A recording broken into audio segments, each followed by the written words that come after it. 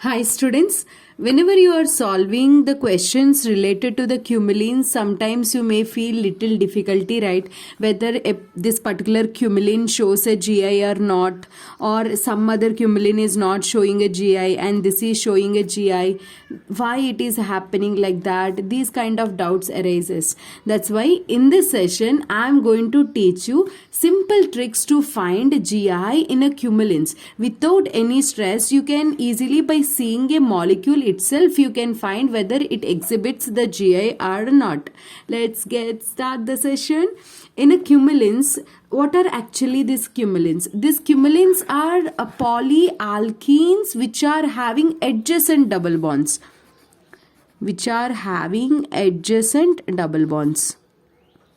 Or consecutive double bonds, we say double bonds. And suppose see here, carbon double bond, like this double bonds will be having, then we call it as a cumulins. If suppose the number of double bonds which are adjacent, the number of adjacent double bonds are even, then those are called even cumulins. If suppose the number of double bonds are odd, then we call it as an odd cumulins. What is that, my dear students? If the number of double bonds are, if adjacent double bonds are even in number, adjacent double bonds are, if adjacent double bonds are odd, then we call it as odd cumulins. Now, for example, we have a cumulin like this. Then in this case, we have two double bonds. Here one double bond, here one double bond. So it is an even cumulin. If suppose we have an cumulin structure like this, then we call it as 1, 2, 3. 3 double bonds is there, then it is an odd cumulin. One is an even cumulin, another one is an odd cumulin. This point is clear, right?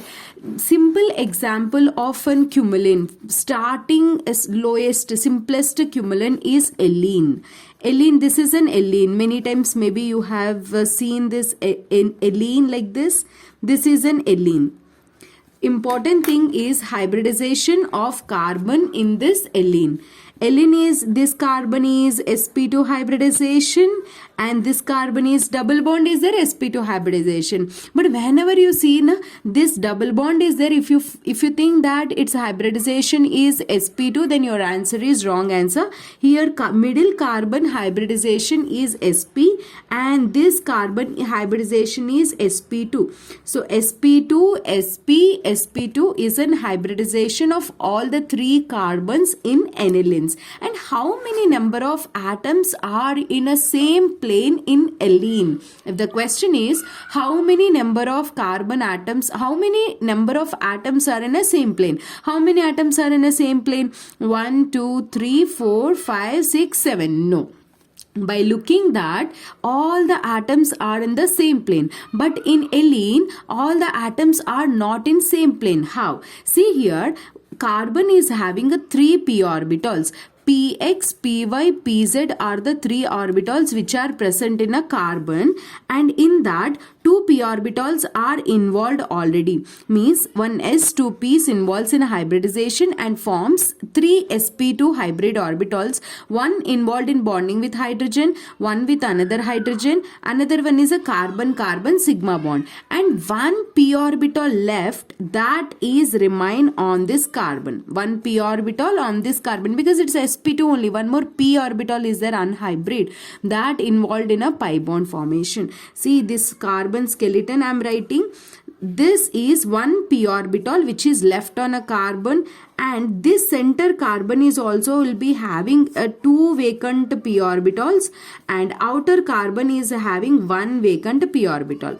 Now here what I want to tell you is this carbon is having 1 p orbital. For example, this p orbital, let's say py.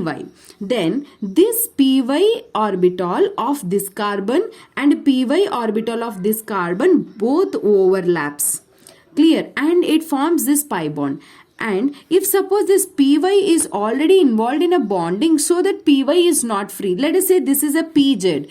Pz is a free. This pz and this pz overlap parallelly. Suppose this is one pz, this is another pz, both overlaps parallelly like this. This overlaps like this and it forms an pi bond. So here this pi bond and this pi bond are not in one plane, my dear students. For example, this pi bond is like this. This is one p orbital, this is another p orbital, which is along the axis. One second, I'll show you. This is along the axis. Okay, this is along the axis straight. Both are reacting straight. Are you able to understand? Px, py, and another one is pz. It is overlapping in this manner, z manner, along the z axis, perpendicular. One is along the plane, one is perpendicular to the plane. One is, see this one, this is a carbon and this is also carbon. Now here actually this p orbital, only one sigma bond is there. Here I'll show. Carbon. This is one p orbital, this is another p orbital. Both overlapped parallelly. Okay, and it formed one pi bond. This pi bond is present like this and straight, I'm telling you, along the y axis. Okay, and another one, this carbon is overlapped with this carbon, but here y is already overlapped, so this carbon z orbital and this carbon pz orbital both overlaps, perpendicular to the plane. So this is parallel to the plane and this is perpendicular to the plane. So one is like this, another one is like this. Now both the carbons are, all the three carbons, if you observe, and this is the best way you can understand. See, because if you understand this everything. But one more thing, I'll tell you the trick. Without all this, simply by seeing a molecule itself you can answer it, so no need to worry. First I'll explain you concept and then I'll teach you the trick. Here this is one carbon, this is one carbon, this is another carbon. Okay, one carbon, another carbon, three carbons. Imagine 1 2 3. This bond is along the plane. This is perpendicular to the plane like this. Okay, both are not in a same plane. When both are not in a same plane, then you can just see here, this carbon is having a hydrogen and this carbon is also having a hydrogen. This carbon is having a hydrogen and this carbon is also having a hydrogen. So here, see, this is one carbon. The bond between, pi bond between this carbon and the center carbon is along the plane like this, along y axis, and this is perpendicular along the z axis. Then this is along the plane, then these two will be the perpendicular to the plane. These are what? Hydrogens. Bond is like this pi bond, you see here, this pi bond is along the plane, then these two are perpendicular to the plane. One is towards the viewer, another one is away from the viewer. Towards the viewer, away from the viewer. And this pi bond is perpendicular to the plane, so that this is on the plane, parallel to the plane. So these are on the same plane. What I want to tell you is, in this three carbon atoms like this, 3 carbon atoms and 2 hydrogens. 2 hydrogens. Okay, now these are on the same plane. This is remaining 2 hydrogens which are there on this carbon. This is perpendicular to the plane like this. This is perpendicular, so this is parallel to the plane. Now again I'm repeating, this is parallel to this is on the plane, so that these two are perpendicular to the plane like this, perpendicular to the plane. And this is perpendicular to the plane, so these two are on the plane. On the plane in the sense, these two hydrogens comes on the plane. So I want to make you clear that here only I repeated so many times to make it clear, because here in this view maybe I can't. Here what? These two are perpendicular and then this is on the plane. Then I want to tell you, this carbon and 2 hydrogens, total 5 atoms are in the same plane. I kept a pen here and here 2 pens here. These 5 are in the same plane and remaining 2 are perpendicular to the plane. If you consider these 3, these 5 are in the same plane and these 2 are perpendicular to the plane. So there are total 5 atoms are in the plane. Then what happens? These two molecules shows the GI or not. What is the condition? So to show a GI, the condition is actually the bond length should be different.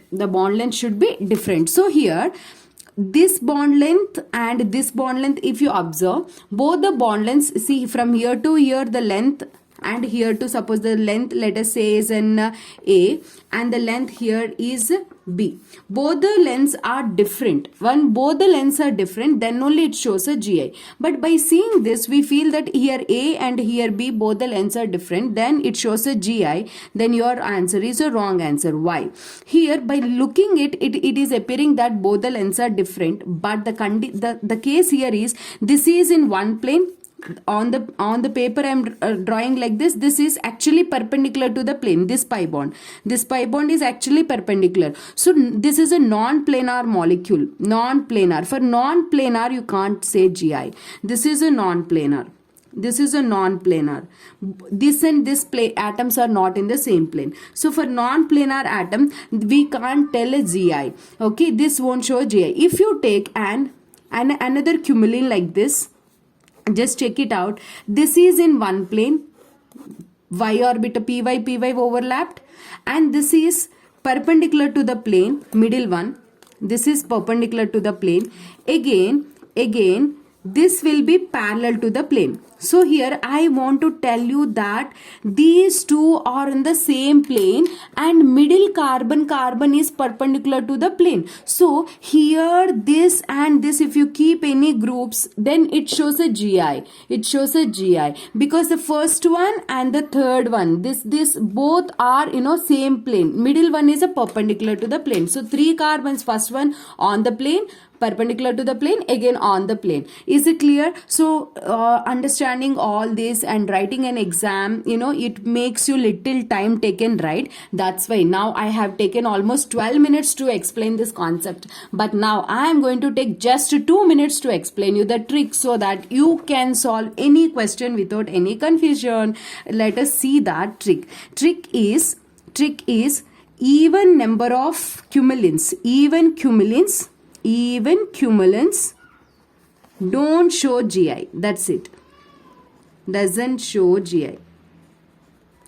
And odd cumulins shows a GI, but the condition is the carbon, suppose you are having the three double bonds like this, odd number of cumulin, then here on this carbon, whatever the groups are present, both the groups should be different. One is it should be odd cumulin, and then on a carbon, two number of atoms which are connected, it should be different. Here A be different, A be different. That's it. When these two conditions, if you keep in mind, any kind of, just not even 2 minutes I have taken, 1 minute, that's it. Again I'm repeating, even cumulin does not show GI. If it is an odd, means odd number of bonds, 1, 2, 3, that case what you have to do is A and B both are different or not, you should see. So for example, here also A and here also A, if it is present, then it don't show GI. Any side, any one side also similar group is there, it don't show GI. That's it. Now I am going to give you one question I solve, and then next I am going to give you one question so that you can check it out. Let's solve this question. After that I'll give you test yourself. See here, odd cumulin, then odd. Once you find that odd, you should check that both are different. So it shows GI. And check it out, here just we interchanged these two, and this is an odd cumulin, correct? Odd. And at the carbon both are different. Here also both are different. So it shows a GI. This is also shows GI. Actually why it is like that? Because this is in one plane and this is in another plane, and this is in, both are in same planes, and it is actually perpendicular plane like this. Okay, one is like this, another also like this, and middle one is perpendicular to the plane. Then this is in, both are same plane. That's why these two This two length is different, and these two lengths, this is in this and this are in the same plane, then these two length is different. For planar molecules only we can say the GI, otherwise we cannot tell the ZI. Now this is a test yourself questions. Take the screenshot and just try out these questions.